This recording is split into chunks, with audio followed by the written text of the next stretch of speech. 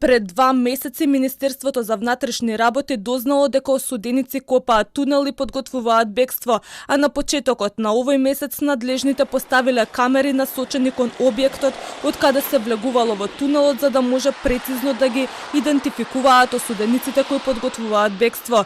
Обвинителството и Министерството пети ден не откриваат конкретни детали како успеале осудениците со месеци, а можеби и години да копаат тунел незабележени од затворските службеници, но и кој им дојавил за поставените камери кај влезот во тунелот, поради што престанале со копање и се обиделе да ги сокријат трагите. Секој еден кој што направил кривично дело и ќе одговара. И тоа е очекувањето на граѓаните, да сите оние кои што прават криминал, ја нарушуваат стабилноста, ја нарушуваат безбедноста на граѓаните, да бидат изведени пред лицето на правото. Само 32 метри осудените лица ги делеле од слободата, а во времето и просторот за пауза за шетање добиле идеја за ваков филмски план, тврди за топ тема Јовица Стојановиќ, директор на управата за извршување на санкции. За да се влезе во таква, како би рекол, тунел или цевка од должина од 40 метри треба време, повеќе од 2 часа, што отворено остава сомнеш дека одредени осудени лица биле подолго време надвор од зградата, колку што им е дозволено согласно законот, така да простор за сомневање има за пропусти во теконото функционирање и работење на самата установа, меѓутоа очекувам дека истрагата ќе даде подетални речи го изгледи за тоа кој би можел тоа да го прави, дали има инволвираност на вработени од затворот.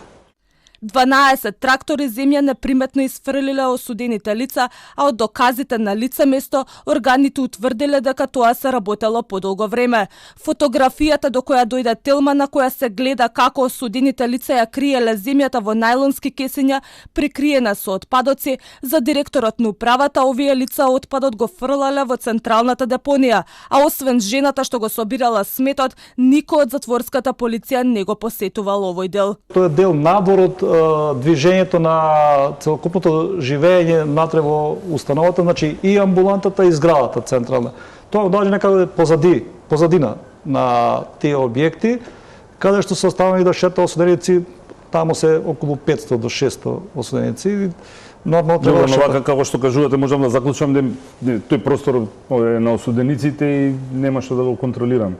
Нема караула, нов зиде, ретко проаѓаат од таму. Не звучи баш сигурно. Сигурноста што се затворени од зидот дека не може да излезе надвор. Откако беше откриен тунелот, премиерот Ковачевски го разреши досегашниот директор Шпен Тахири, кој беше предлог на алтернатива, а потврдењето на Тахири сменете поради излегувањето на оваа партија од владата. На местото на Тахири назначен за нов директор е генерал мајор Зоран Јовановски, кој се враќа од пензија за да ги поправи пропустите на затворот Идризово, проблеми кои се влечат со децении.